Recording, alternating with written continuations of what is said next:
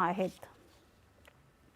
कर आकारणीमधील पारदर्शकता केवळ धोरणात्मक दृष्टिकोन राहिलेला नसून तो शाश्वत विकास आणि वित्तीय प्रतिरोधक क्षमतेचा पाया असल्याचं प्रतिपादन केंद्रीय वित्तमंत्री निर्मला सीतारामन यांनी केलं आहे। सरकारनं जमा केलेल्या प्रत्येक रुपया आणि प्रत्येक डॉलरचा विनियोग उत्तम, शाश्वत आणि अत्याधुनिक पायाभूत सुविधांच्या उभारणीसाठी केला जात आहे, अशी ग्वाही त्यांनी दिली। त्या आज नवी दिल्लीत 18व्या जागतिक मंचाच्या पूर्ण सत्रात बोलत होत्या।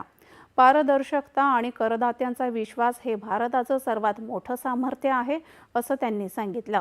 पारदर्शकतेमुळे लोकांचा संस्था आणि प्रणालींवर विश्वास वाढला आहे, असं त्यांनी नमूद केलं।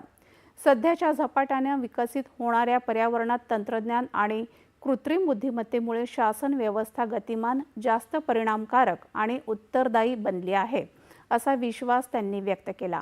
या कार्यक्रमात अनेक देशांचे प्रतिनिधी आणि आंतरराष्ट्रीय तज्ज्ञ सहभागी झाले असून कर पारदर्शकतेसंदर्भात नव्या जागतिक मापदंडाबाबत त्यांची चर्चा सुरू आहे।